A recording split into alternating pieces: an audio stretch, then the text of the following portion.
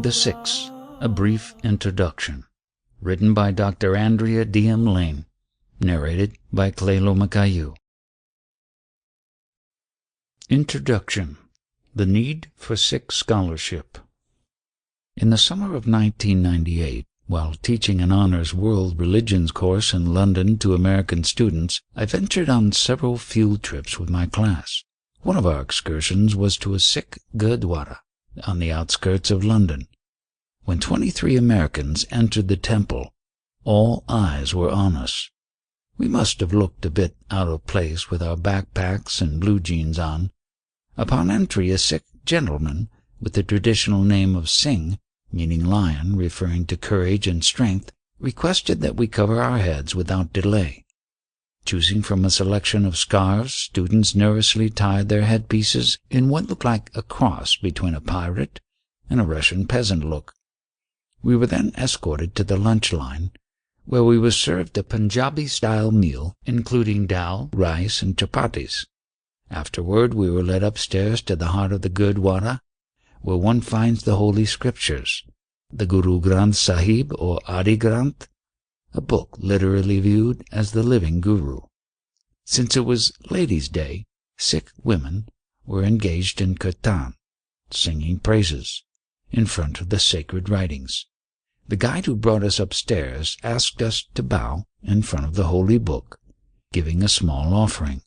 He generously volunteered change from his own pocket, placing in my hand a pence worth about 2 pennies, and saying that the amount did not matter, just the thought.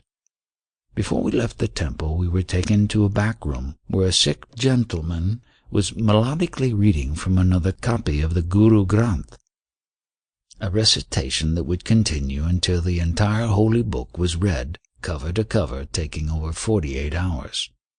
Reasonably, the assignment was done in shifts to accomplish this. Before we left the Gurdwara, our guide taught us the Sikh salutation, Sat Sri Akal, the true, timeless Lord, a greeting often following the cry, Jo bol so nihal, the one who speaks this will be blessed. With that final lesson, we bid our farewells and thank yous, and ventured back to the train station to return to the heart of London. While our day trip was quite memorable, prior to it few students knew anything about Sikhism. In fact, some had never even heard of it. I would have to mention the wearing of turbans and beards before I would get an, "Oh yes, them." This has never surprised me, since Sikhism receives very little attention in religion textbooks, and when it is covered, the presentation is often fraught with historical inaccuracies. All too often religion teachers, if they even cover Sikhism, perpetuate the misrepresentation as they draw their lectures from this material. Why is Sikhism a religion founded by Guru Nanak and with a larger following than Judaism, approximately 20 million Sikhs, compared to approximately 15 to 16 million Jews, too often ignored in world religions textbooks? Mark Juergensmeyer, a well-known scholar of religions, refers to Sikhism as the forgotten tradition, contending it is a victim of two prejudices, a preference for ancient religions and non-regional ones. Sikhism is only 500 years old and found primarily in northern India in the Punjab. When Sikhism is included in world religions books, it is usually sandwiched in between Hinduism and Islam and described as a syncretism of the two. But as we shall see, this is incorrect. Many of the historical inaccuracies are from the work of 19th century British writers who present only the orthodox view of Sikh history. These writers gathered their material from a 19th century revivalist movement, the Singh Sabha, whose objective was to establish normative orthodoxy in order to reassert Sikh identity. Members of the Singh Sabha feared that Sikhism was dwindling in the larger Hindu society. To combat this, Sikhism was presented as a non-evolving coherent tradition, an ism, with rituals, dress codes, and behavioral norms supposedly dating back to Guru Nanak himself. Sikhs were then expected to adhere to them with fervor. What was lost was the understanding of how Sikhism evolved in the course of 5 centuries. Many Sikh scholars today are Sikhs themselves and defend the Singh Sabha interpretation. While some of their research is valuable in that it has given us insight into Sikh literature and customs, what is needed is a more objective academic scholarship. One such scholar who has succeeded in illustrating the evolution of Sikhism is W. H. MacLeod. He contends that Sikhism developed out of a much larger Indian tradition, the Sant tradition. Sikh philosophy, mysticism, and social patterns are directly tied to this parent movement. Not only does MacLeod's research offer a historically viable view of Sikhism, he gives us an understanding of the overall dynamic structure of religion in general. Drawing from MacLeod's work, my goal in this book is to scrutinize the Singh Sabha interpretation and to provide a more accurate view of this religion by discussing its origins and illustrating its evolution in the past centuries. In Chapter 1, I will investigate the historical connection between Sikhism and the Sant tradition of northern India. In Chapter 2, I will cover the major events in the evolution of Sikh history from Guru Nanak until the 10th Guru. In Chapter 3, I will illustrate how certain events in the 19th and 20th century allowed Sikhism to become a world religion. In Chapter 4, the diversity within the Sikh and Sant traditions will be discussed. And in the final section, I will examine the Sikhs' fight for the Punjab to have become an independent state, known as Khalistan. As for gathering my research, on several occasions I have visited Sikh gurdwaras and attended Sant services. I have also traveled to India twice, including the Punjab. Besides these hands-on experiences, I have employed socio-historical textual analysis in analyzing the data collected from written sources. My primary interest has been to ground religion in material culture, utilizing the methods of sociology of religion, sociology of knowledge, and sociology of culture, though being sensitive not to simply reduce it down to materialistic underpinnings. My hope is that this work can serve as a case study how religions in general evolve, as they integrate core concepts and transform others to fit more properly into their new social milieu. The Sant connection. Sikhism is described as being founded by Guru Nanak in the early 16th century. Yet Nanak was himself a philosopher with ties to an older tradition, the Sant tradition. This movement dates back to the 13th century in southern India, spreading to the north 200 years later. It reached its zenith during Nanak's time. The movement is analogous to the Protestant Reformation, with its concern for the layperson and its diverse pockets of teachers, sants, all articulating a very similar message. They taught that God was without specific form, the guna, an ineffable transcendental reality, and through mysticism and meditation, one can experience this mystery firsthand. In meditation, one would repeat a divine name or names of God, a practice called Simran, and as the soul ventured upwards to the highest spiritual realm, Sakkan, realm of truth, mystical sounds and lights, referred to as Shabd, would manifest. These interior visions would draw one closer to ultimate realization. With each step towards that goal, feelings of devotion, bhakti, love, and a longing to be united, viraha, would intensify. The spiritual teacher, guru, plays a significant role in all of this. She is generally viewed as having succeeded in accessing these higher realities and thus serves as a necessary guide to neophytes. Often the guru would be placed in a position of adoration as the disciple saw within him or her a reflection of the divine. Inherent in this philosophy is native Indian concepts such as karma and reincarnation. All of these philosophical concepts actually have earlier sources. The bhakti notion dates back to Vaishnava, devotion to Vishnu, and Shaivite, devotion to Shiva, Hinduism. The esoteric mysticism can be traced back to the Nath yogis, who actually have a tantric Buddhist origin, the Sufis, with their emphasis on interior visions and the pains of separation, also may have influenced the Sants. There is a debate, however, among scholars if the latter played a major role or a minimal one. Nonetheless, Santism seems to be a blend of Bhakti, Nath, and Sufi influence. Here are some important Sant Mat terms to know. Bhakti, devotion or love, reverence for a sacred object or person. Nirguna, formless. Nirguna God refers to an indescribable reality. A Nirguna Bhakti, mystic, refers to the divine as devoid of all properties. Saguna God refers to the manifestation of the divine in a particular form.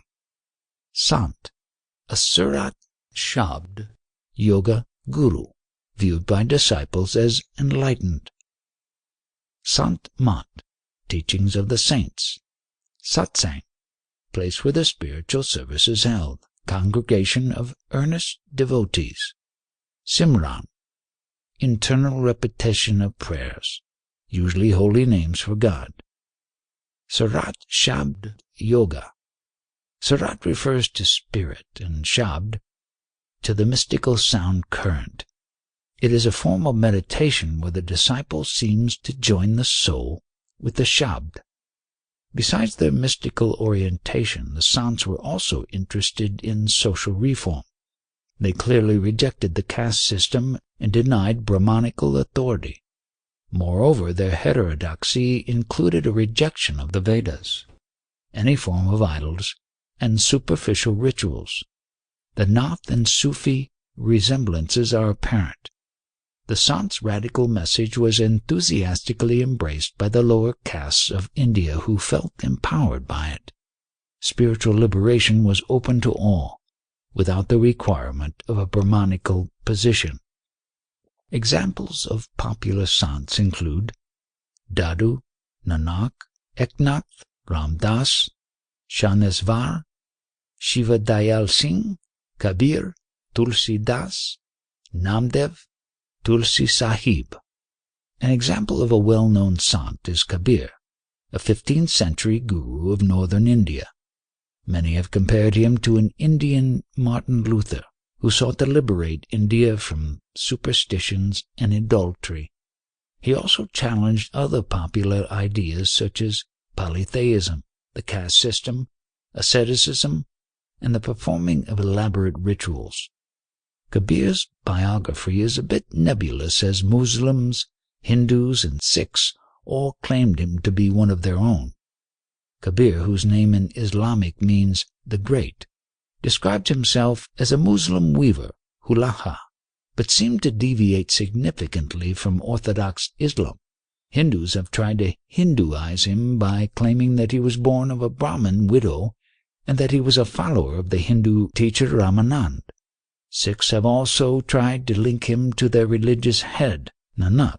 Whether there was a historical meeting between Kabir and Nanak remains uncertain, especially since the actual birth and death date of Kabir has not yet been established. Some scholars place Kabir between 1380 to 1460, making it impossible for Nanak to have met him, while others claim Kabir existed between 1440 to 1518, making him a contemporary of Nanak's. Here is a basic profile of Kabir. Birth date, possibly 1380. Death date, possibly 1460. Profession, weaver. Location, Benares. Background, Muslim. Writings, found in Adi Granth, 541 hymns, Bijak Kabir Granth Valley, teachings, sant ideas with a frank dislike of institutionalized religion and orthodox formalism. Many of the writings attributed to Kabir, such as several verses in the Sikh scriptures, are not free of alliterations, since Sikhs were presenting him as a sort of spiritual brother of Nanak. They may have made small changes to his words to fit him more properly into their ideology.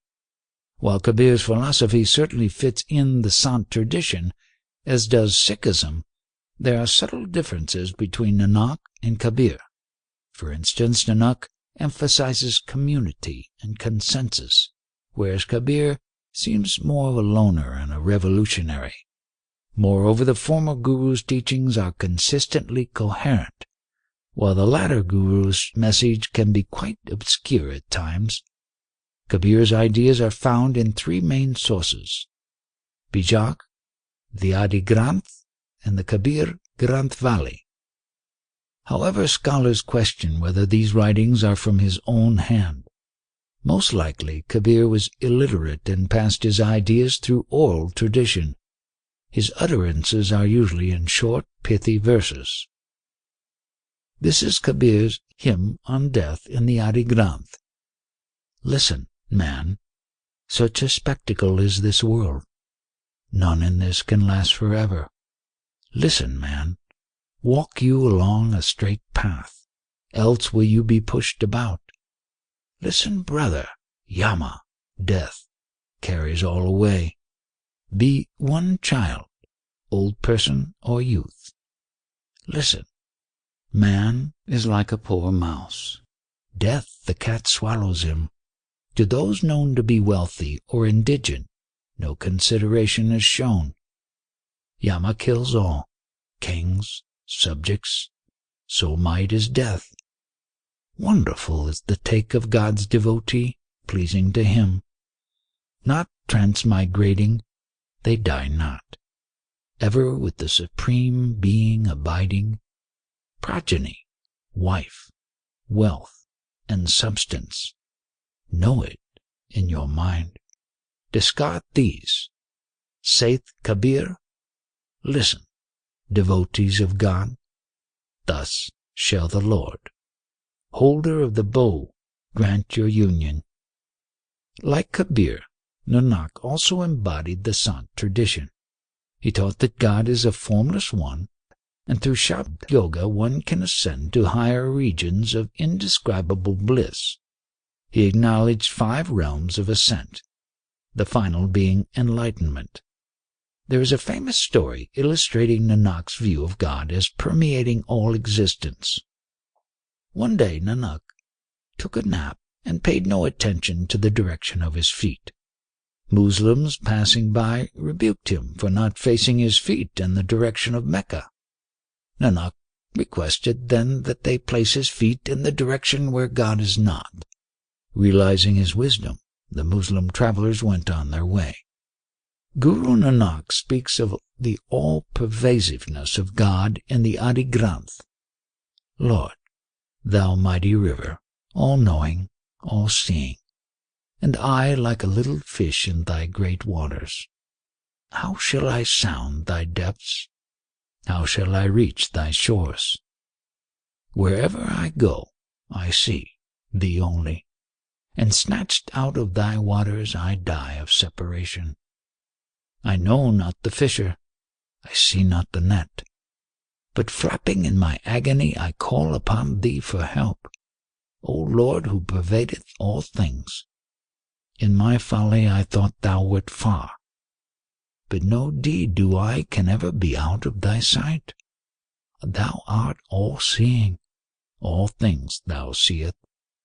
I am not worthy to serve thee.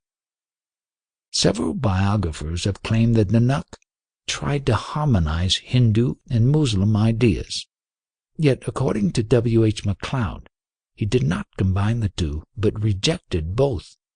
When Nanak said, "There is no Muslim and there is no Hindu," many assumed he was announcing as part of his doctrine the unity of Hinduism and Islam, However, Nanak may have actually been proclaiming that neither of these religions was sufficient for spiritual enlightenment, instead of placing him in Hindu or Muslim waters.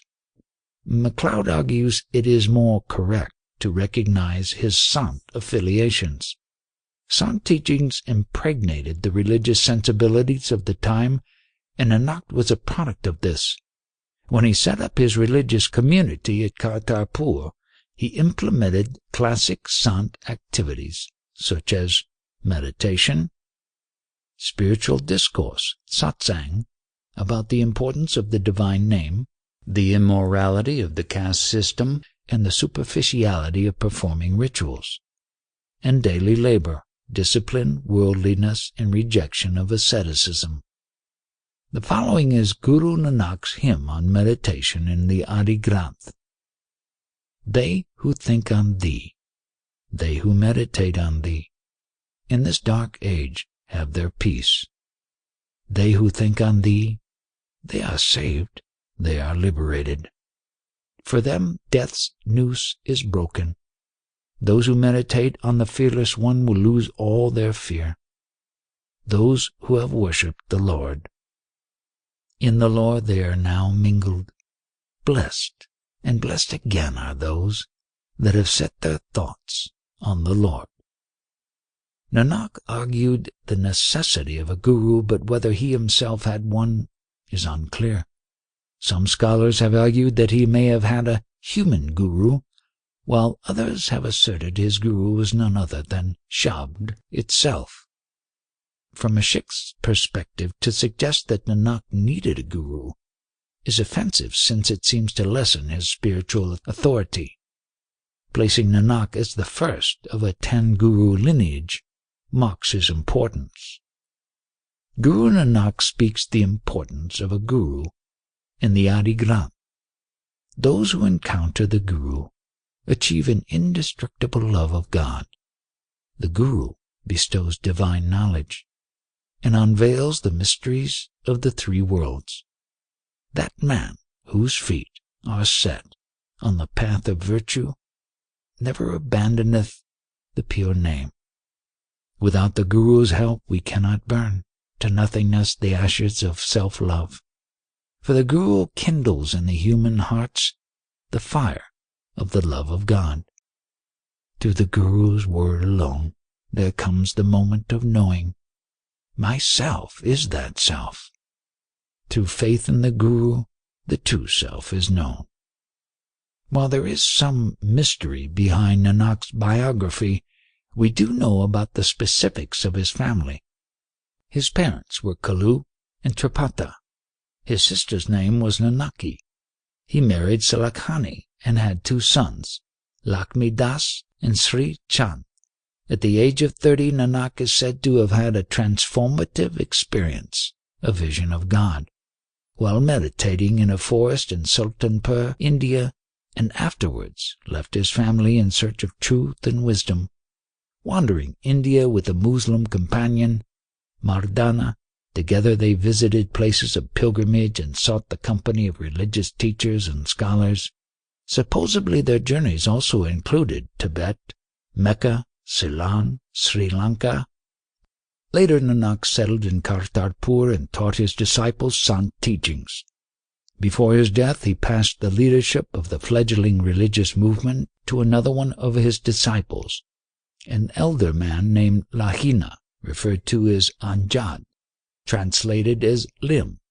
The fact that he did not award the position to his eldest son, Sri Chand, led to a schism. Upset that his father overlooked him, Sri Chand developed his own group called the Udasis. Unlike Nanak, he emphasized asceticism. This is the basic profile of Guru Nanak.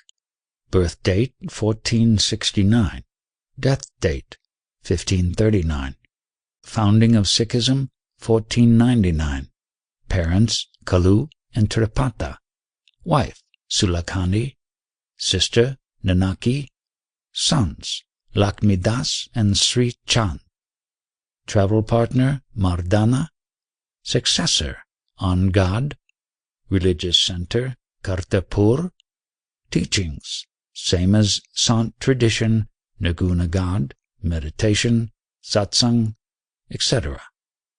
The Sant tradition is still alive today, and Sikhism is part of it.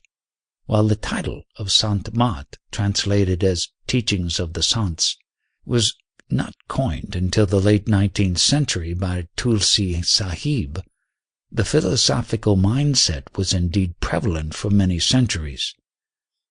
Nanak's connection to it is obvious. One can go as far as to say, as MacLeod has, that Nanak did not found Sikhism, since he did not articulate anything new. Nanak did, however, add his own creative thought and clarity to the Sant tradition, and so his genius should not be underestimated. Today, there are several modern movements in India that fit under the Sant category. One such group is the Radha Swamis, founded by Shiv Dayal Singh in the mid-1800s. This branch will be discussed in Chapter 4. The following are traditional Sikh teachings. The 10 Gurus. Traditional Sikhs acknowledge 10 historical Gurus, beginning with Nanak and ending with Gobind Singh. The Guru is viewed as an enlightened being and a manifestation of the divine. The name Sikh means disciple, since they see themselves as adherents of the 10 Gurus. God. Sikhs are strict monotheists, denying the multifarious images of gods found in Hinduism. Idols of God are not allowed. God is often referred to as Waheguru, the divine name. Sikhs practice the repetition of the divine name of God as a form of meditation. Classic Indian ideas. Sikhs embrace an Indian worldview, including beliefs in reincarnation, karma, and samsara, the cycle of birth and death. The goal. The spiritual goal of Sikhism is to attain moksha, liberation, from the bonds of samsara, and thus return to one's true spiritual home. This can also be thought of as enlightenment. Social teachings. Sikhs reject the caste system, in that all castes can equally pursue spiritual liberation. The 4 doors to the Golden Temple reflect the view that all castes are welcome. In Sikh social gatherings, everyone eats together and prays together. This is a taboo for Hindus. The Khalsa. Orthodox Sikhs are referred to as Khalsa Sikhs, a community of the pure. Males assume the name of Singh, lion, and females take the name of Kaur, princess. They are prohibited from smoking and from eating Muslim meat. Most importantly, the males wear the 5 Ks: kesh, long hair wrapped in a turban; kanga, comb; kara, bracelet; kach, short briefs; kapan, sword. While most Sikhs are members of the Khalsa, not all are. The evolution of Sikhism. Typically and erroneously, Sikh history is presented as a simple threefold historical breakdown. 1. Nanak founding the religion as he synthesizes Hindu and Muslim ideas. 2. The 6th Guru turning to militancy in light of oppression. 3. And the 10th Guru establishing the orthodox Sikh organization called the Khasla in 1699. While we have already challenged the first part of this in Chapter 1, the inaccuracies of the other 2 will be addressed here. To present Sikh history as consisting of 3 main events is much too simplified and overlooks the many intriguing facets of its development. To illustrate the complexity of Sikh history, let us look at the succession of the Gurus. Traditional Sikhs acknowledge 10 Gurus. The 10 Sikh Gurus are Nanak, Angad, Amar Das, Ram Das, Arjan, Argobind, Ar Rai, Har Krishan, Teg Bahadur, Gobind Singh.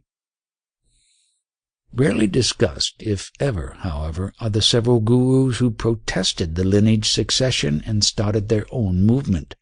For instance, Nanak's son rejects the role of the second guru and starts a group called the Udasis. The same thing occurred with the son of Arjan, Prithi Chand, who sets up his branch, the Minas, to rival the sixth guru. Splinter gurus manifest on other occasions as well. The guruship of Har Rai is challenged by his elder brother, Durmal, and that of Har Krishan by his elder brother, Ram Rai. The bottom line, there have been more than 10 gurus in Sikh history, but from an orthodox Sikh perspective, the peripheral gurus are deviant aberrations and should not be acknowledged as authentic. Example of splinter gurus in Sikh history are Sri Chand, son of Nanak, who rejects on God's role and starts the ascetic group, the Udasis; Prithi Chand, son of Arjan, who protests the guruship of Har Gobind and develops the Minas; Dhirmal, grandson of Har Gobind, who challenged the succession of his younger brother Arai; Ram Rai, son of Har Rai, who fails to accept the leadership of his younger brother Har Krishan. In order to establish an orthodox perspective and revitalize the Sikh community, members of a 19th century organization, the Singh Sabha, endorsed a glossed-over, simplified view of Sikh history. They described the religion as a non-evolving ism, with Nanak's teachings equal to modern Sikhs. But this is far from true. One only has to compare Nanak's soteriological message to Gobind Singh's social one as a case in point. To properly understand Sikh history, one must acknowledge its evolution. Sikhism has gone through numerous changes in response to socio-historical circumstances. In this chapter, we will address the evolution of Sikhism as it moves from a peaceful Guru Bhakti movement in line with Sant teachings to a religious institution with justifiable military concerns and political aims. Nanak, as we know, was interested in the mystical ideas of the Sant tradition and in establishing a religious community focusing on satsang and disciplined work. He did not have to concentrate on military objectives since there was relative peace in his local area. While during the time of Nanak, the Mughals entered India, and he witnessed the takeover of the Lodi Sultanate by Babur's Mughal army. There was no real threat to his immediate social world. The community continued to live in harmony for about 100 years. Guru Nanak articulates the value of a religious life in the Adi Granth. He cannot be installed like an idol, nor can man shape his likeness. He made himself and maintains himself on his heights unstained forever. Honored are they in his shrine who meditate upon him. Sing thou, O Nanak, the psalms of God as the treasury of sublime virtues.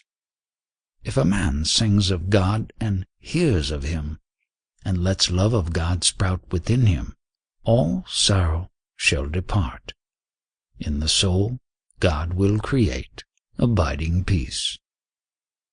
The main source of information about Nanak's life and times comes from 17th to 18th century oral, later copied and modified, biographies, the Jaman Sakhis. They are filled with hagiography, embellished stories like legend and miracle accounts.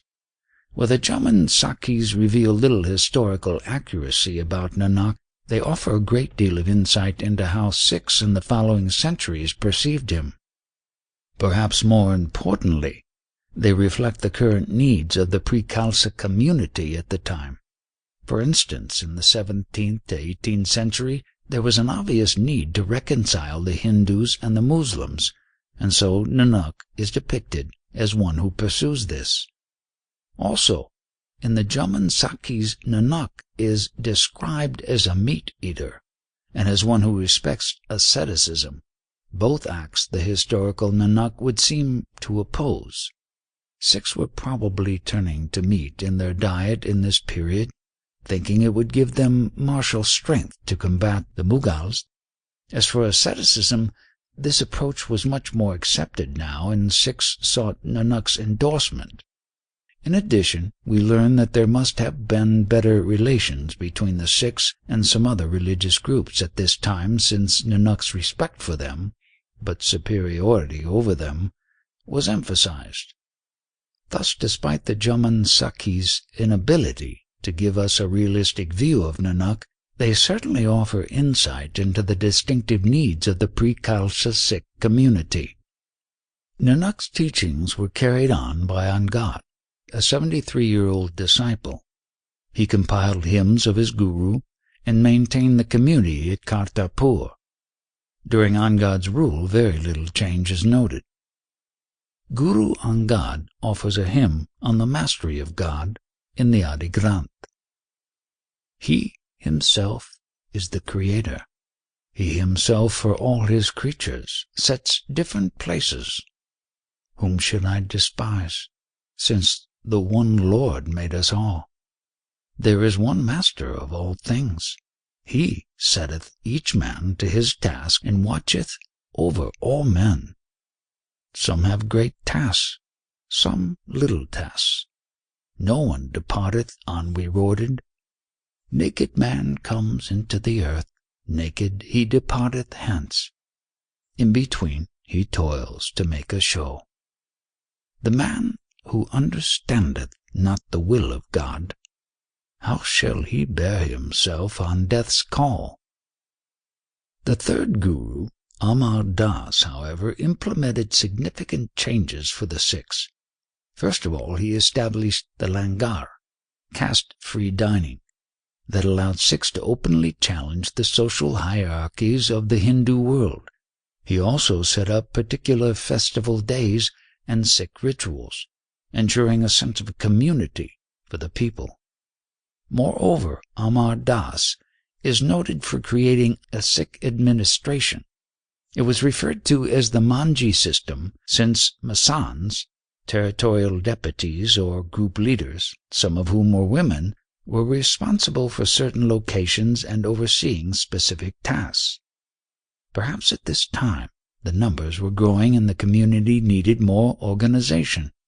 And most importantly, Amar Das began collecting the past Guru's utterances, which became the Govindval Pathas that later made up the Adi Granth. Guru Amar Das's hymn on the significance of the divine name in the Adi Granth. Thy name, O Lord, is my sustenance. Only on the true name, which quieteth all my hungers, do I live. The true name abiding in my heart hath granted me peace and joy and fulfilled all my desires. I am ever a sacrifice unto the Guru, whose gifts these are. Thy name, O Lord, is my sustenance. Next in the Gadi Guruship was Amar Das's son-in-law, Ram Das, who set up the city of Amritsar as the group's center. The Mughal Emperor Akbar, who ascended to power about 40 years after the death of Nanak, granted this land to the Sikhs as a sign of peace and respect. Guru Ram Das's hymn on the grace of God in the Adi Granth. Lord, I am thy child, and know nothing of thy greatness. I am ignorant and a fool. Lord, have mercy, bless me with thy high wisdom. Change a silly child to a sage. My indolent mind had nodded and fallen to slumber. By the grace of God I met the Guru, by whom my spirit was illumined. O Guru, inspire me with everlasting love of God, and make the name of the Lord my life breath. O Guru, without the name of the Lord I would die. It is to me what wine is to the drunkard. Ram Das had 3 sons, but chose the youngest, Arjan, to follow his footsteps, leading to resentment by the eldest brother, Prithi Chand. When Prithi Chand developed his own religious writings, Arjan reacted by collecting the Govindval Pathis, which were in the hands of Mohan, Amardasa's son, creating the Adi Granth in 1603. This sacred book contains the sayings of the Sikh gurus and other sant teachers such as Kabir, as well as Muslim and Hindu writings. Supposedly Akbar, a ruler noted for his compassion and tolerance, was quite impressed with the work. In addition, to give Sikhs a greater feeling of permanency and cohesion, Arjan decided a religious site was needed and organized the construction of Hari Mandir, meaning the Temple of God, otherwise known as the Golden Temple. It was during the life of Arjan that the Sikhs first experienced strong persecution. When Akbar died, he was succeeded by Jehangir, an emperor who assumed a position of extreme intolerance.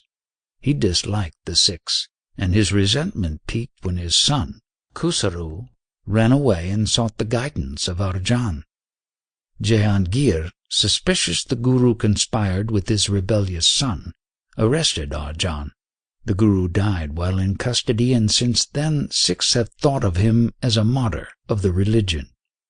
His martyrdom marks a main holy day for Sikhs, along with the birthday of both Nanak and the 10th Guru, Gobind Singh. Guru Arjan's hymn on repeating the name of God in the Adi Granth. Ever, ever, ever, repeat the name of the Lord. Satiate thy mind and body by drinking its nectar. The holy man who hath obtained the jewel of thy name will look, O Lord, on no other than thee. The divine name for him is wealth, it is beauty, and it is delight. The name is his happiness, it is his companion. He who has been satisfied with the Saviour of the name shall find his whole body and soul absorbed in it. To contemplate the name, rising or resting or sleeping, is, O Nanak, the proper task of the man devoted to God. The sixth successor was Arjan's 11-year-old son, Har Gobind. Feeling the hostility in the region, this guru organized a Sikh army, signaling the Panth's shift to militancy. The interest in martial exercises can also be explained by the increase in the number of Jats, a farming caste with a strong military tradition. As the oppression continued, Har Gobind wore 2 swords, miri piri, around his waist, a sign of temporal and spiritual strength. When Jehangir ordered the disbandment of the Sikh army, he placed the Guru in prison for 1 year. The next Mughal ruler, Shah Jahan, was even worse. Har Gobind and his disciples were forced to relocate, seeking refuge in the Himalayan foothills, Sivalik Hills, in 1634. Before Har Gobind died, he appointed his second grandson, Har Rai, to succeed him. Living in seclusion in the mountains for several decades, the Sikhs experienced relative peace. The next leader was Har Rai's 5-year-old son, Har Krishan. Though the threat of the Mughals receded for a while, it certainly returned during the reign of the 9th Guru, Tegh Bahadur, the grand-uncle of Har Krishan. He fought against the Mughal Emperor Aurangzeb's policy to exterminate all religions other than Islam. Tegh Bahadur's challenge led to his death. While traveling throughout the Punjab, he was arrested by the Mughal officers and publicly beheaded. His son, Gobind Singh, was only 9 when his father died, and like a few Sikh gurus before him, he assumed the heavy responsibility of being a spiritual and political leader as a child. Guru Tegh Bahadur's hymn on the value of a religious life in the Adi Granth. I have found out the falseness of all world attachments. Everyone seeks his own happiness. One's wife or one's closest friend claims he is mine. In life they all cling to one, but in death neither friend nor wife keep company. Such are the world's strange ways. I have often taught thee this, but, my foolish mind, thou hast grasped not my teachings till now. Saith Nanak, only by singing the songs of the Lord can the pilgrim safely cross life's terrible ocean. During Gobind Singh's reign, Mughal tyranny was now too much to endure, and the Sikhs felt an overpowering duty, dharma, to fight. In reaction to the tensions in the area, Gobind Singh re-established martial exercises and the utilization of arms to defend themselves. Sadly enough, in a skirmish with the Mughals, his own 4 sons were killed. With no family heir, it makes sense why the guruship was not passed on to a human figure but to the sacred writings themselves. The fact that the Dasam Granth, writings attributed to Gobind Singh, contains military ideas attests to the concerns of the time. The following hymn about the importance of the sword is a classic example of this. Guru Gobind Singh's hymn on the importance of the sword in the Dasam Granth. Sword that smiteth in a flash, that scatters the armies of the wicked in the great battlefield. O thou symbol of the brave, thine arm is irresistible, thy brightness shineth forth, the blaze of the splendor dazzling like the sun. Sword, thou art the protector of saints, thou art the scourge of the wicked. Scatterer of sinners, I take refuge in thee. Hail to the Creator, Savior and Sustainer. Hail to thee, Sword Supreme. Gobind Singh is credited with implementing the Khalsa, translated as a community of the pure, which offered clear guidelines of proper Sikh behavior. Members of the Khalsa were viewed as orthodox. There are a couple of possible reasons for the founding of it. The first reason is obvious: to solidify the Sikh community in order to combat the general tyranny at the time. The other major reason was most likely Gobind Singh's desire to lessen the power of the Masands originally set up by Amar Das. He may have feared that their strength and independence would lead to a disunited community. Important Sikh terms to know are Adi Granth, the most sacred writings for the Sikhs, containing the sayings of the 6 gurus and other sant teachers, as well as Muslim and Hindu writings. Text is revered as the living guru today, receiving the title Guru Granth Sahib. Dasam Granth, religious text with military concerns allegedly written by Gobind Singh. Khalsa refers to the community of the pure or orthodox Sikhs. Members of the Khalsa adhere to the 5 Ks and follow specific prohibitions: no smoking and no eating of Muslim meat. They also assume the name Singh, meaning lion, for the males, and Kaur, meaning princess, for the females. Kirtan, singing praises to God. Jaman Sakhis, hagiographical accounts of the life of Nanak, literally translates as birth testimonies.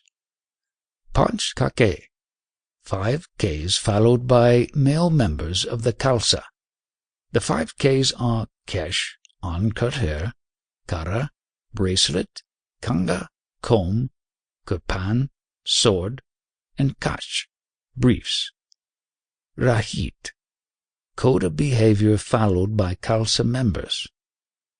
Sangat, congregation of earnest devotees. Satsang, attending a spiritual discourse. Sikh literally translates as disciple, referring to a disciple of the Guru. Simran, repetition of the name of God in meditation. Sing, last name given to Khalsa Sikhs. It translates as lion, indicating courage. Kaur, or princess, is used for females. Wahaguru, honorific title for God, literally means praise to the Guru, also spelled Wahiguru and Waheguru.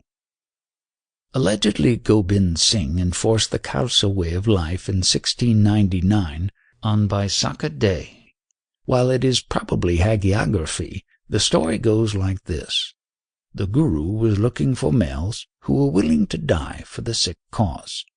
As a disciple volunteered in front of the community, he entered a tent and did not re-emerge.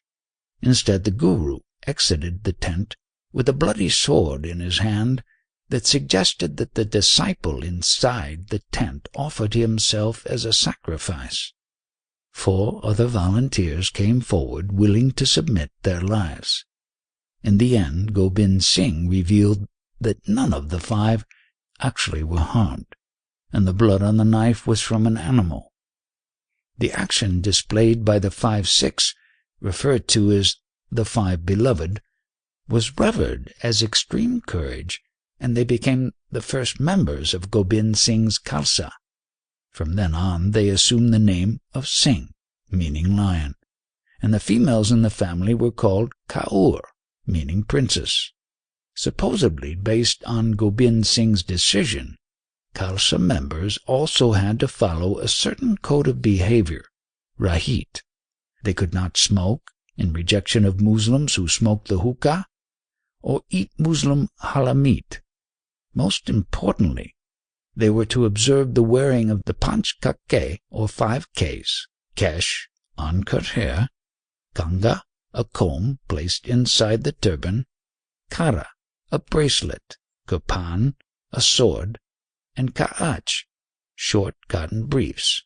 The 5 Ks gave the Sikhs distinction, an important tool for social cohesion. Sikhs could easily recognize each other and feel a sense of comradeship in time of political tension. The 5 Ks are further explained as kesh, no cutting or shaving the hair. Male's hair is usually wrapped up in a turban. Kara, a bracelet, usually steel or silver, is worn. Steel represents strength.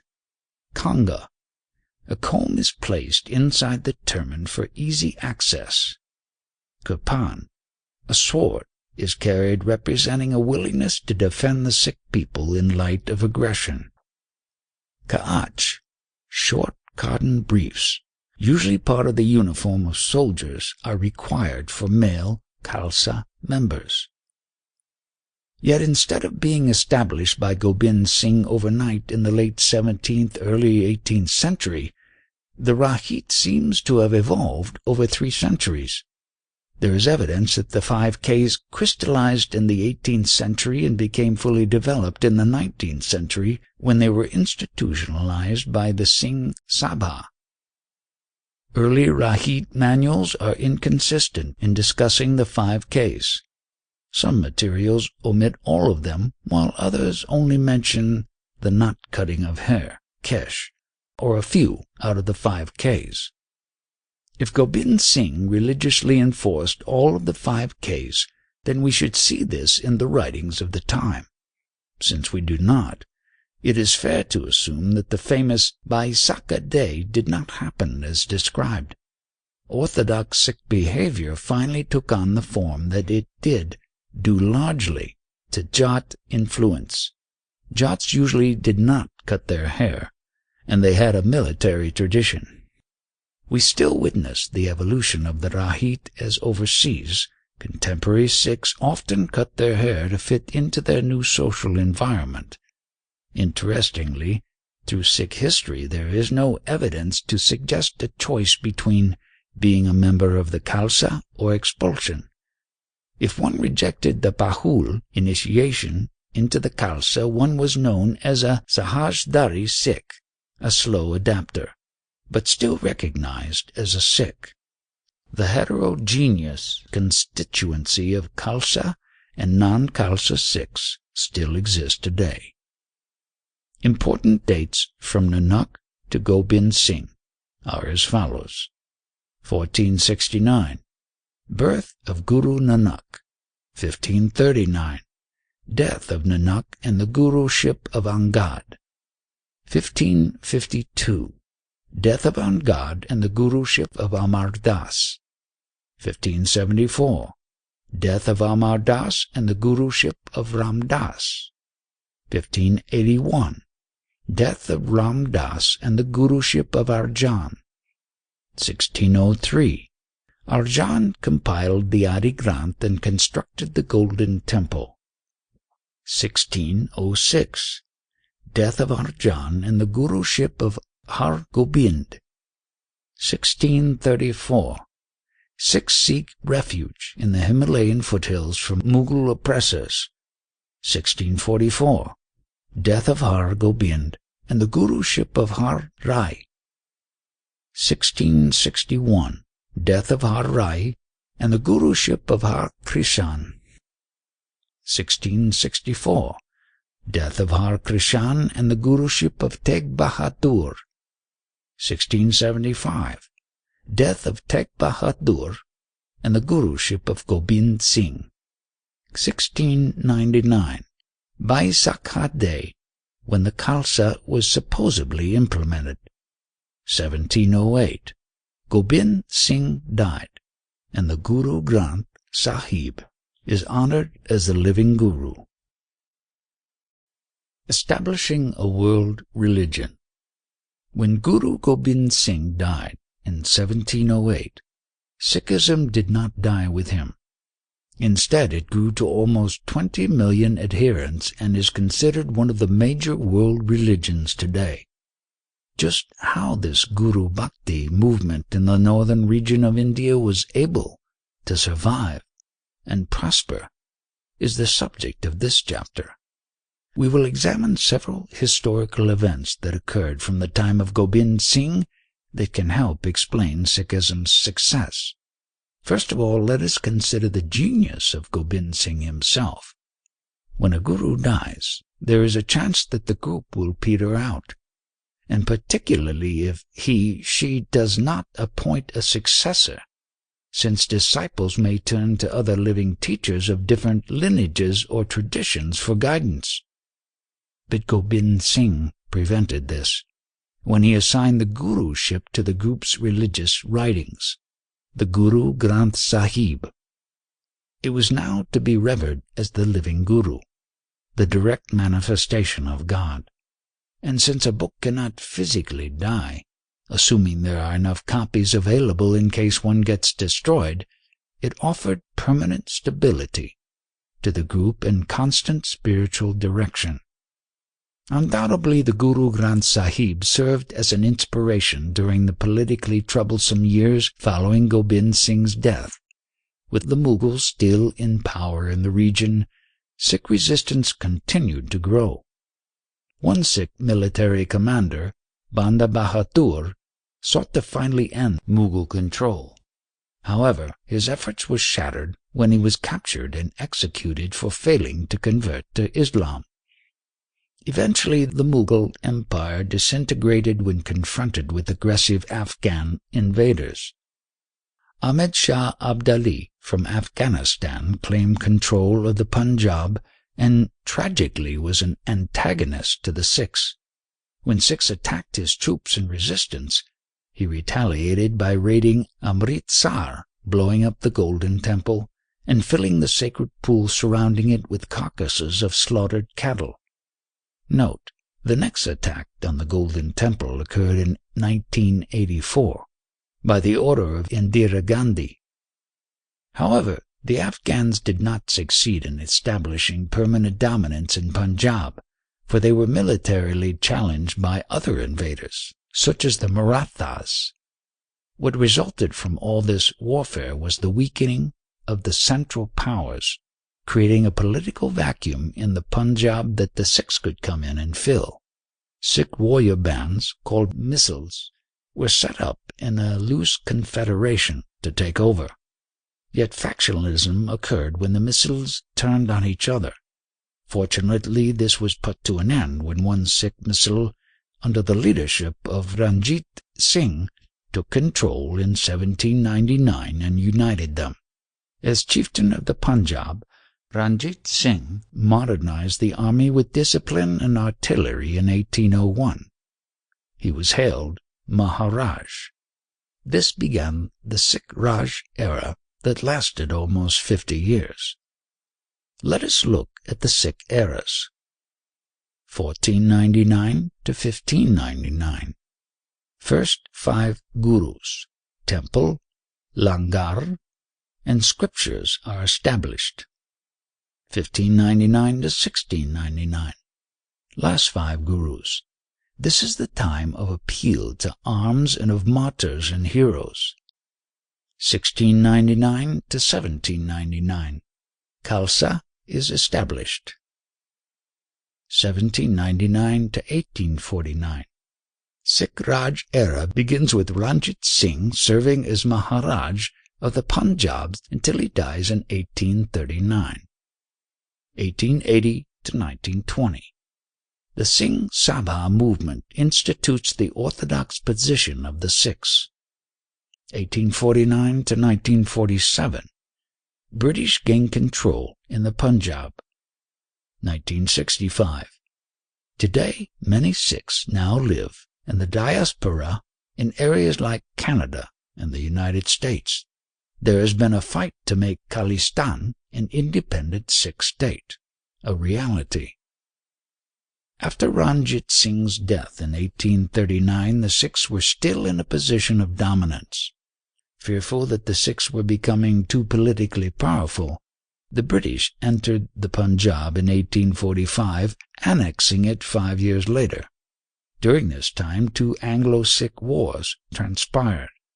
With no central power after Ranjit Singh, the British takeover went fairly smoothly. The improvements the British made, such as the building of roads, canals, hospitals, and schools, as well as the rise of employment, actually won many Sikhs over to their administration. But not everyone in India appreciated the British. There was a great anti-British sentiment in this country in the 1850s, leading to sporadic acts of violence and culminating with the mutiny of 1857. Instead of siding with their Indian brothers, most Sikhs during this time supported the British, and many even served in the British Army. Since they were viewed as a strong martial race, Sikhs were recruited to the British Army and allowed, even encouraged, to observe the Khalsa. In fact, the British insisted that Sikh soldiers wear the 5 Ks and swear an oath of loyalty to the Guru Granth Sahib. The British vested interest was obvious. By supporting Sikhism, they felt they were ensuring excellent soldiery. Thus the British helped crystallize Sikh identity, as they promoted Khalsa standards in the military and the use of the title Singh. The advantage of being a Sikh helped keep Sikhs from lapsing into Hinduism, and Khalsa Sikhism grew as a result. Another major factor that led to the rise of Khalsa Sikhism was the establishment of the Singh Sabha in 1873. This society was organized to revive interest and preserve identity in the Sikh tradition. That Khalsa ideas expressed in the state administration of Ranjit Singh were beginning to wane made some fear that Sikhism was being absorbed into Hinduism, and the phrase "Hum Hindu Nahin," "we are not Hindu," became popular at the time.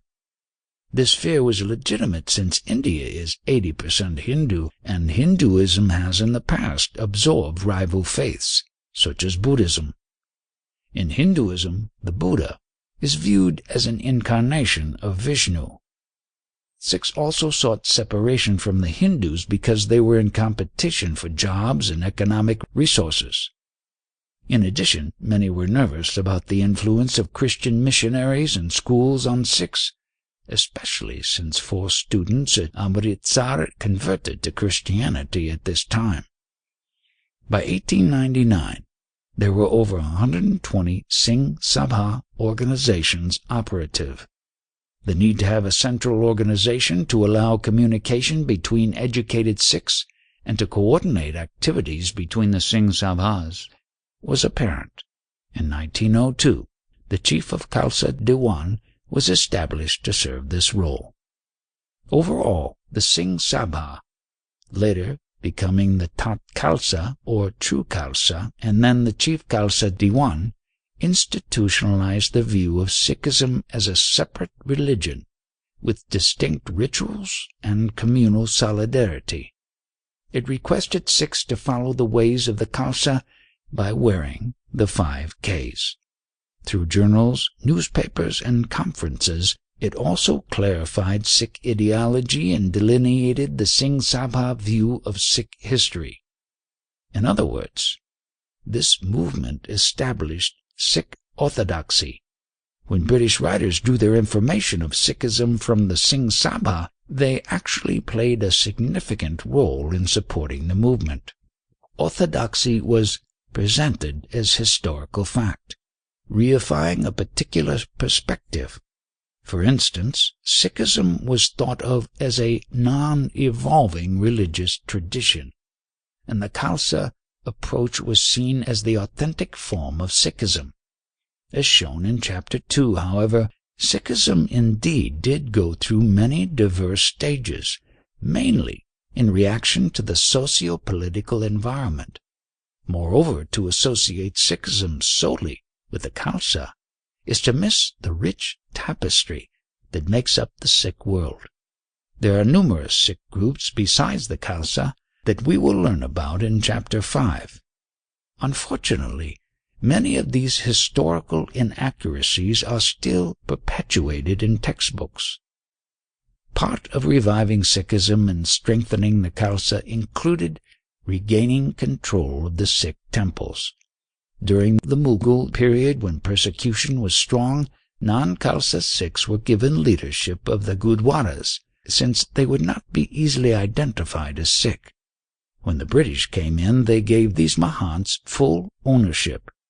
With great offense to the Orthodox Sikhs, many of the owners installed Hindu images to attract Hindus to the sites. The reason was a monetary one. The more visitors meant a larger income. In response to all of this, a resistance movement called the Akali Dal arose with the main objective to give the Gurdwaras back to the Khalsa Sikhs. Eventually, they won enough seats in the Punjab legislature to give Sikhs a greater sense of political identity and, most importantly, to succeed in passing the Sikh Gurdwara Act in 1925, allowing Khalsa Sikhs temple ownership.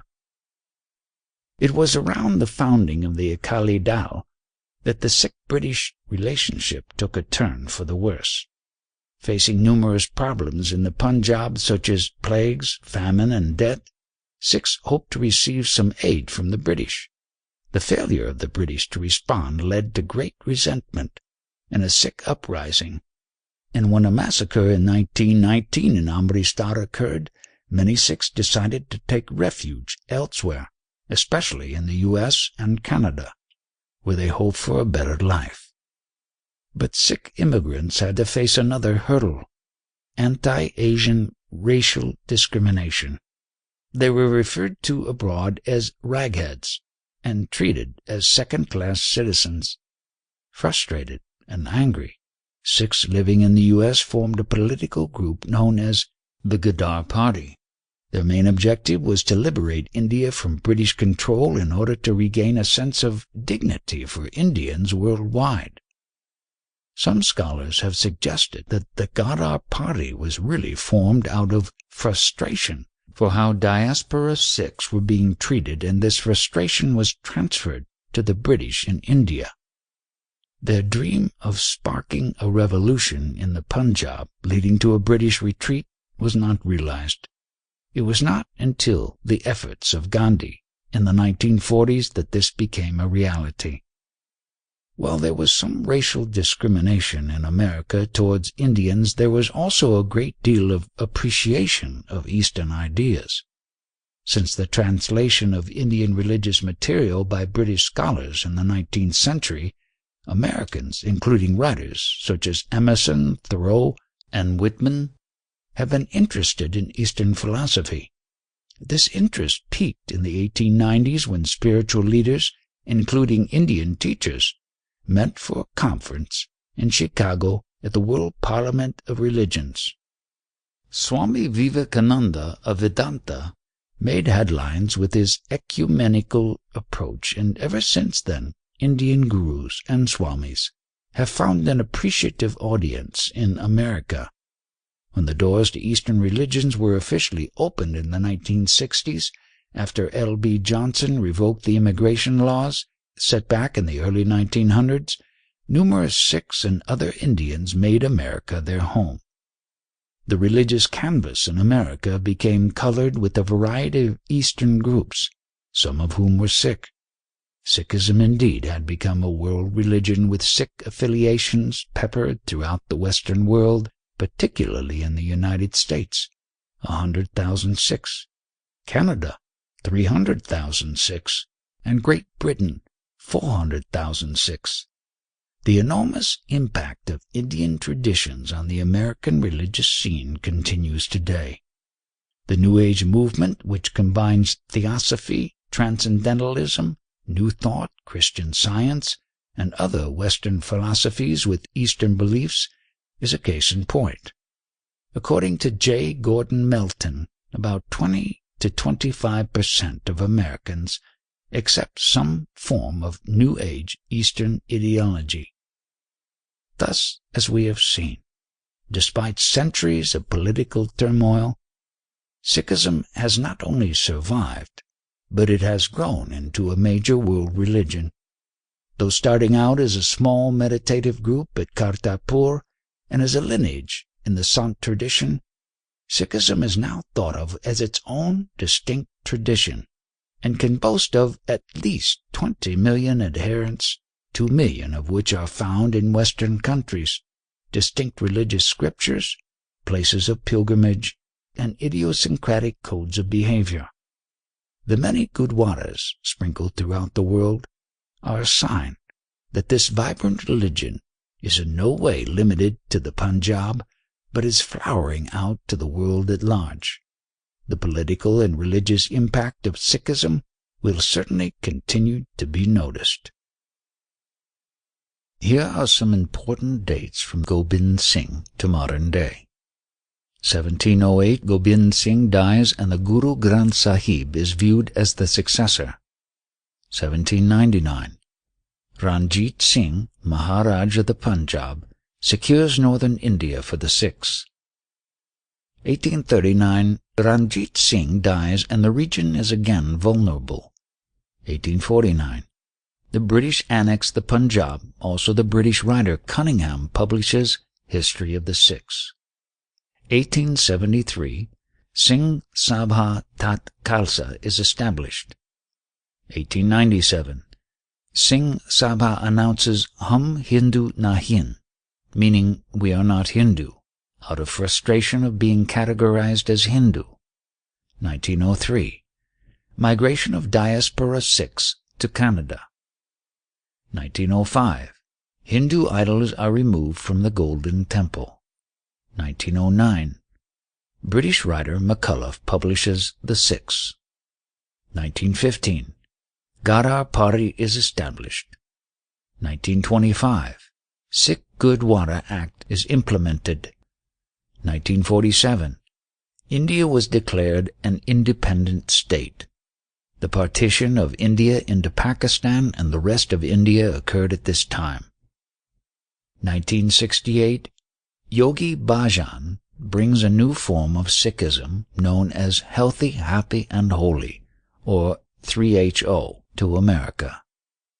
1994, Bhindranwale, a Sikh rebel storing weapons in the Golden Temple in his fight to establish Khalistan, is killed by the order of Prime Minister Indira Gandhi. She was later assassinated by her own bodyguards, Sikhs, in retaliation. Unity and diversity. Khalsa Sikhism, as the only form of Sikhism, is a major misnomer. Like Christianity, In Sikhism there are numerous branches with diverse practices. Distinctively, and perhaps in contradistinction with other major world religions, Khalsa Sikhs may recognize non-Khalsa Sikhs as slow adapters, sahajdari, but not necessarily as deviant aberrations. In this tradition there exists unity in diversity, for despite differences most Sikhs see themselves as part of a larger family. Note, there are some ultra-Orthodox Sikhs who may not agree with this, however. This family includes Khalsa Sikhs who shave their heads and non-Khalsa Sikhs who do not, vegetarian and non-vegetarian Sikhs, Sikhs who utilize the name Singh and Kaur, and those who do not, and Sikhs who only recognize the 10 past gurus and others who follow a living guru. Indeed, there is no clear consensus on who are Sikhs. As we discovered in the previous chapters, Khalsa Sikhism is viewed as the orthodox position. This understanding was initiated by the Singh Sabhas in the late 19th century and perpetuated by the numerous Sikh journals and academic writings at the time. Two factors that contribute to the strength of the Khalsa are the utilization of the surname Singh and the wearing of distinguishing marks, the 5 Ks, by male members, both which provide the group with easily recognizable external signs and can bring strong solidarity. There are Sikh organizations, however, that may appear to be part of the Khalsa since they wear the necessary attire, but are in fact a derivative of it. One such group is the Healthy, Happy, and Holy, 3HO, or Sikh Dharma group. It was founded in the 1960s by an Indian immigrant to Canada and then to the United States named Yogi Bhajan. My first encounter with 3HO occurred in my UC San Diego days. I was assigned a research paper on a world religion, and I chose Sikhism. With a friend for support, I ventured down to Balboa Park area to attend a Sunday morning service. Not knowing what to expect, I was caught off guard when asked to cover my head, remove my shoes, and wash my feet before entering. Upon entry, we innocently sat on the male side of the room, not realizing there was a male and a female sitting area. Our mistake was embarrassingly brought to our attention and corrected. Their service included singing religious hymns and reading from the Guru Granth Sahib. The special treatment of the book was remarkable. It was placed on gold material and fanned by a member.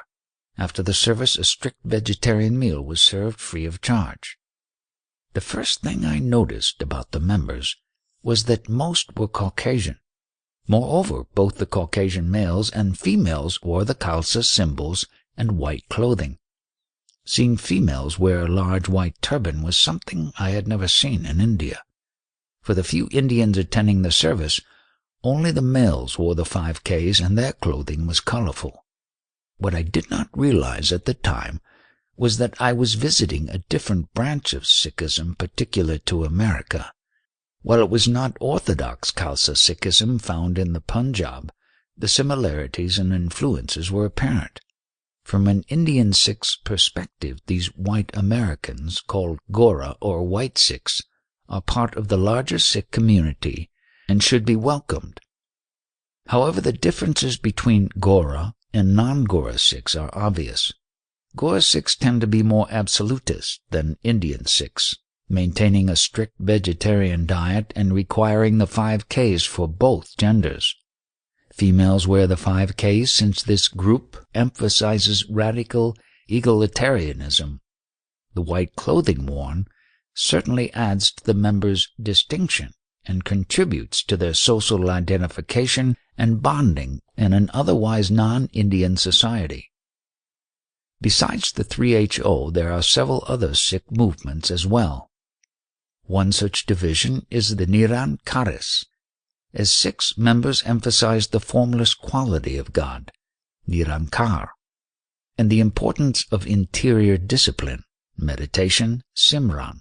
But unlike traditional Sikhs, they acknowledge the need for a living guru who can serve as a spiritual mentor. The present guru can be traced historically back to the group's founder, Baba Dayal Das.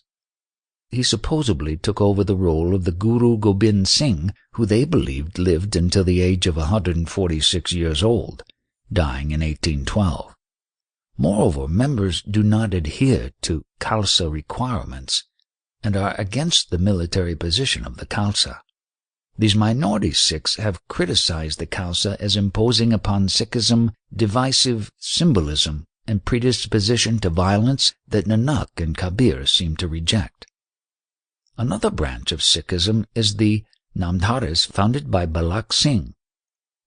They are similar to the Nirankaris in their rejection of idols and ceremonial rituals and their focus on Nam, repeating the name of God in prayer. But here followers accept Khalsa identity. Along with the 5 Ks, members generally wear white garments, emphasizing living a simple, austere life. And like the Sufis, Namdharis engage in ritual forms of dancing and ecstatic utterances.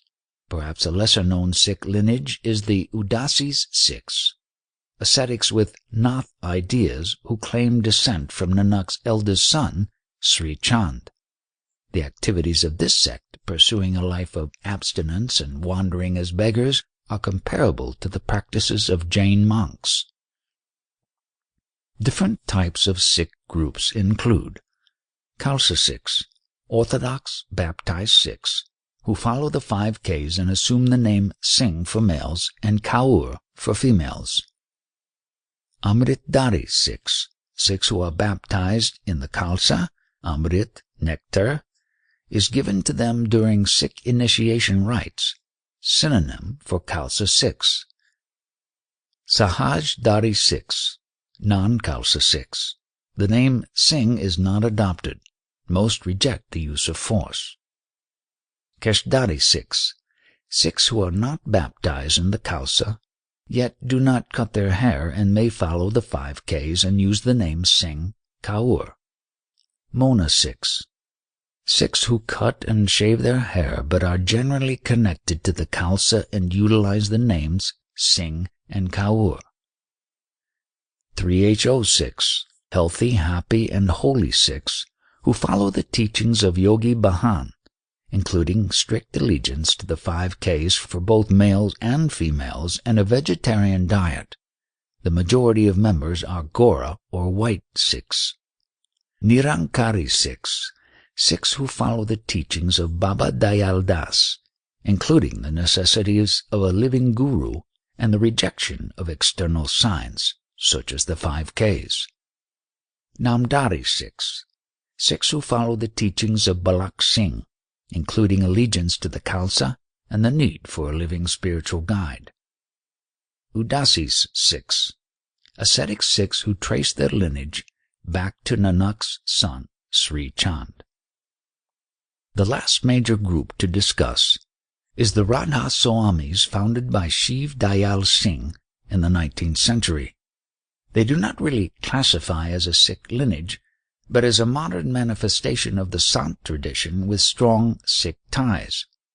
Many of the male Indian initiates follow 4 out of the 5 Ks, eliminating the wearing of the sword as they take a position of nonviolence.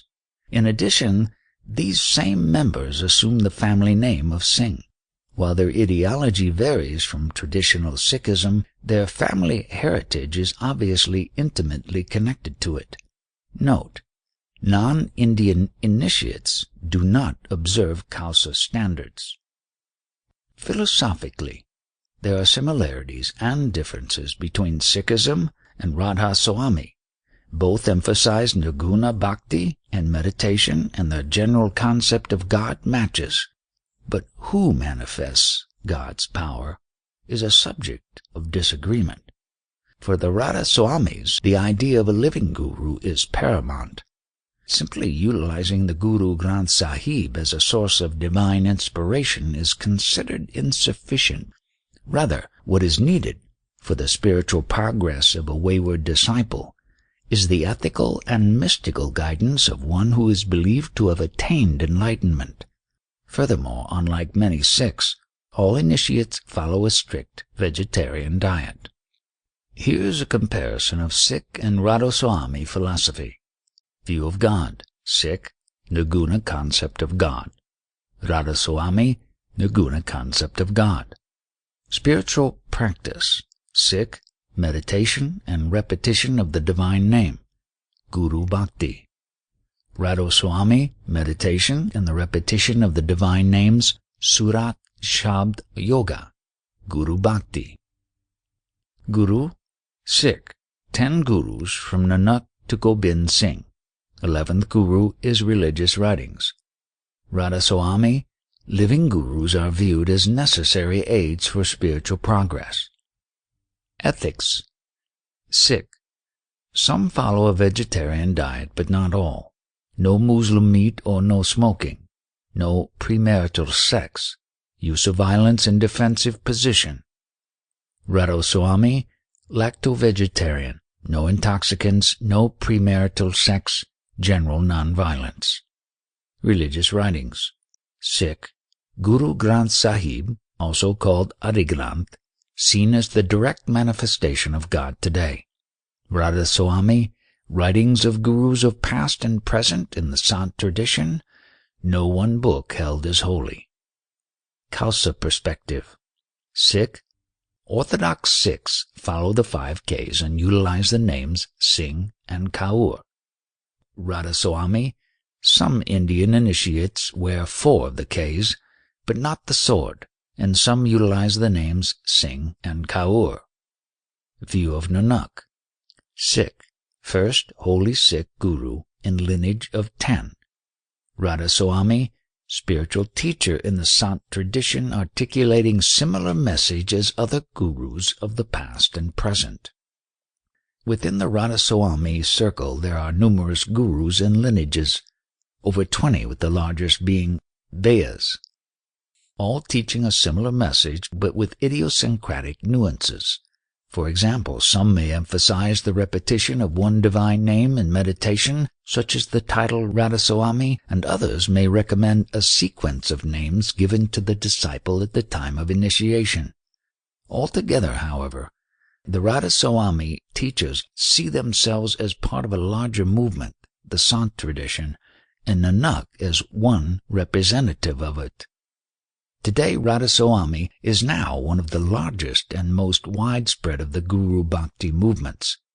It has over 2 million followers and is found in 40 different countries, with 50,000 initiates in America alone, and an increase of 1,000 or so a year. There are several factors that have contributed to the success of Radhaswami as a world religion and to its popularity in the West. First of all, it uses English as its medium and has extensively published its teachings. Secondly, some of the gurus have gone on world tours, one of the most recent examples of gurus being Gurinder Singh. In addition, for many in the West, Radhaswami has a very appealing, eclectic, and ecumenical message. It argues that one does not need to leave one's traditional religion to be affiliated with its teachings, preaching a sort of religious universalism. Westerners also seem to be attracted to its inner worldly approach, since it promotes disciplined worldliness and not renunciation. Fight for Khalistan. Starting out as a peaceful, non-violent, mystical tradition, in line with the teachings of the Sants, Sikhism later evolved into a religion with political and military concerns. The onslaught of persecution coupled with the influx of Jats into Sikhism helps explain the complex transition from ahimsa, non-violence, to soldiery. When the British encouraged Sikhs to join their army, the image of the Sikhs as strong fighters was further reinforced. All of this martial training has prepared certain Sikhs to fight the battle of their life, the establishment of a sovereign Sikh state known as Khalistan, land of the pure. This battle among militant Sikhs began in 1947, just after India was liberated from British control and political parties began fighting for land rights. and when the Muslim League was given Pakistan and the Indian National Congress was awarded the rest of India, many Sikhs felt that they were left out in the cold, and an intense struggle for Khalistan began. The pursuit of Khalistan can be understood when considering several factors. First of all, the newly formed Indian government argued that Sikhs were really Hindus, and so did not require a separate state. The Singh Sabha's 19th century phrase, "Hum Hindu nahin," we are not Hindu, was totally ignored. As in the late 1800s, the absorption of Sikhism into the mass of Hinduism was a major concern for the Sikhs. Secondly, the Sikhs wanted ownership of the Punjab, since this land was directly tied to their history and their sense of identity. With the formation of Pakistan, Sikhs had already lost access to Maharaj Ranjit Singh's capital, Lahore, and several historic Sikh shrines, including Nanak's birthplace. In creating Khalistan, however, at least the Golden Temple would be theirs. Moreover, in colonial India, Sikhs appreciated a degree of political representation, since the British allowed separate communal electorates and a reservation of political seats for the Sikhs. But with the abolition of these, Sikhs feared total political impotence. Guru Gobind Singh's hymn on a fight against tyranny in the Dasam Granth: "All the battles I have won against tyranny, I have fought with the devoted backing of these people. Through them only have I been able to bestow gifts. Through their help I have escaped from harm. The love and generosity of these Sikhs have enriched my heart and my home. Through their grace I have attained all learning. Through their help in battle I have slain all my enemies." After the partition, since 40% of Sikhs lived in Pakistan and an equally large percentage of Muslims lived in the eastern side of the Punjab, millions of Sikhs and Muslims were forced to flee their homes. With the mass movement of refugees, tensions escalated between them. This led to communal violence, and over 500,000 Muslims and Sikhs were killed.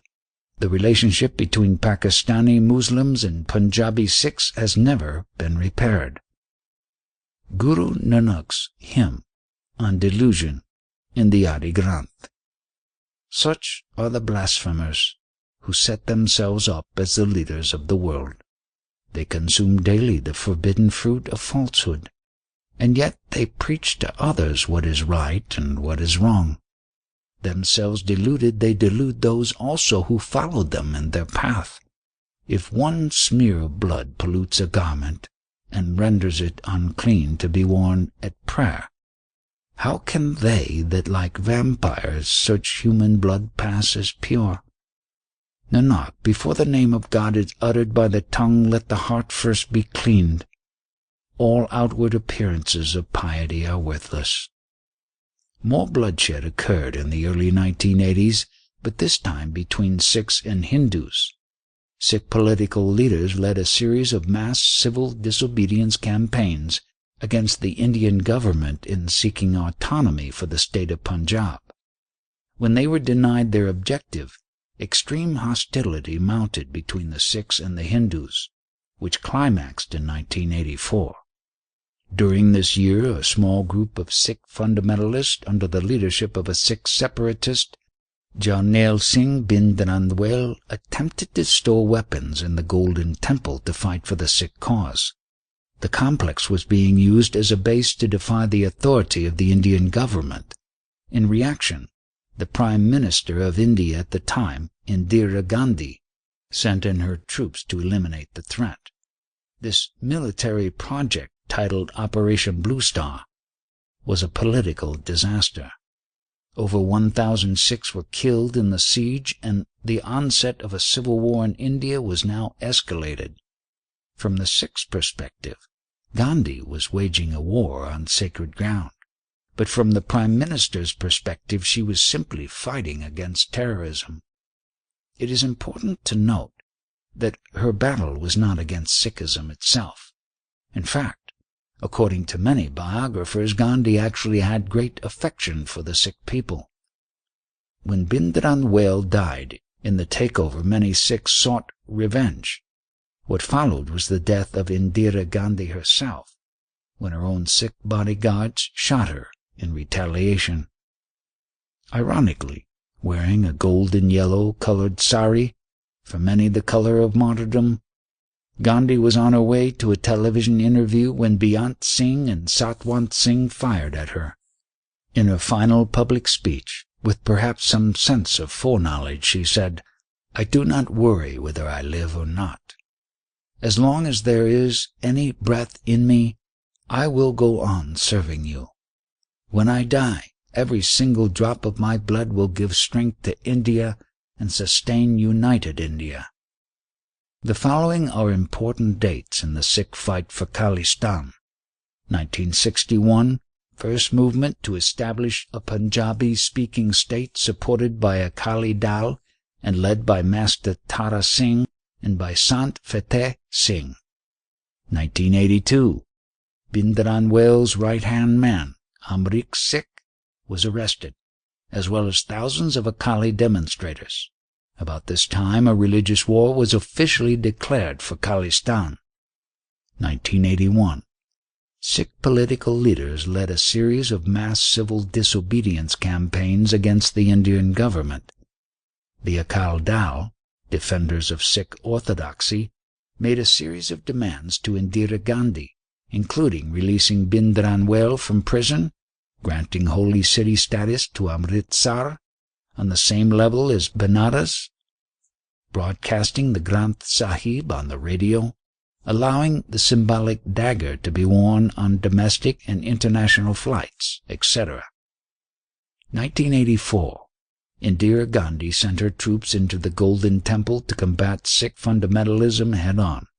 Later, she was assassinated by her Sikh bodyguards. 1989, the Punjab is open again to Western travelers, since the violence in the region seemed to partially diminish. The next day, after Gandhi's death, violence erupted against Sikhs throughout India.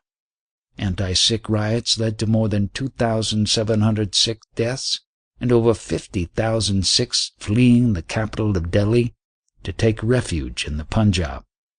Due to the intense turmoil in India, Western travelers were not allowed to enter this northern region.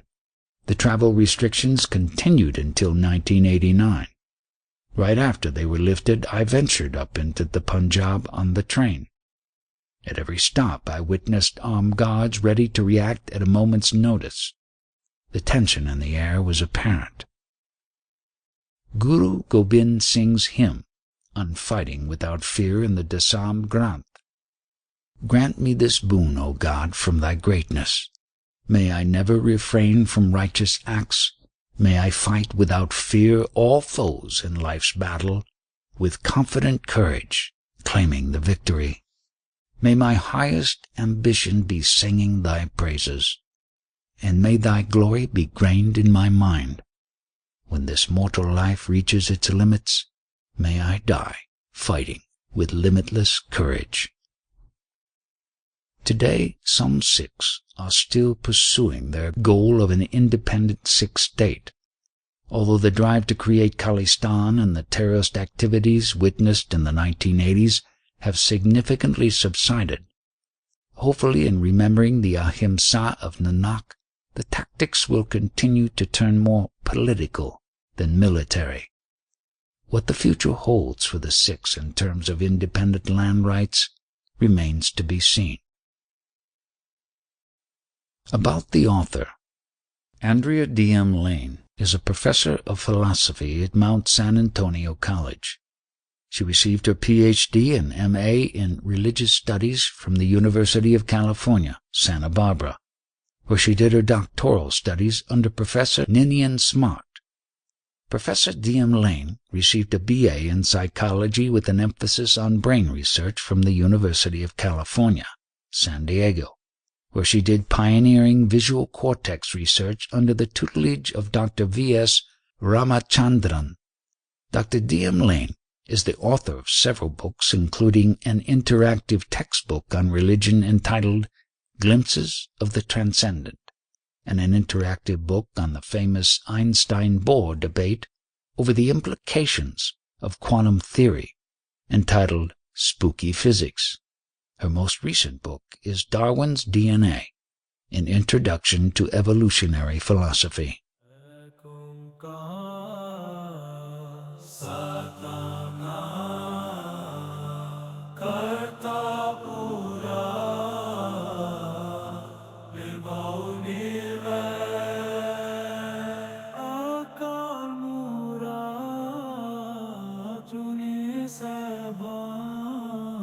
Gul Prasad